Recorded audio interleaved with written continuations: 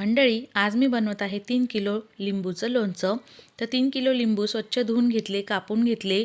एका लिंबाच्या 8 फोडी केल्या, बिया सगळ्या काढून घेतल्या.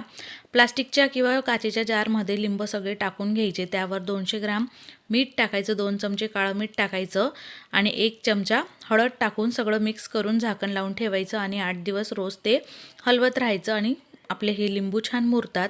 गॅसवर तवा ठेवायचा, 1 चमचा काळी मिरी, 1 चमचा जिरं, 1 चमचा बडीशोप हलकंसं भाजून घ्यायचं आणि त्याची पावडर करून घ्यायची. 8व्या दिवशी इकडे लिंबू छान मुरलेले आहे.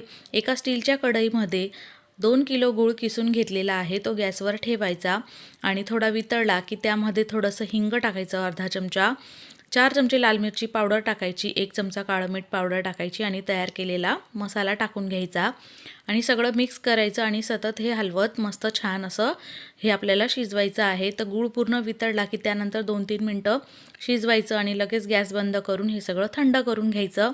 पूर्णपणे थंड झाले की मुरलेले लिंब यामध्ये टाकून घ्यायचे आहे, मिक्स करायचे आणि सगळं छान मिक्स झालं की अर्धा तास तसंच ठेवायचं. त्यानंतर काचेच्या स्वच्छ घासून पुसून वाळवलेल्या बरणीमध्ये हे लिंबाचं लोणचं भरायचं.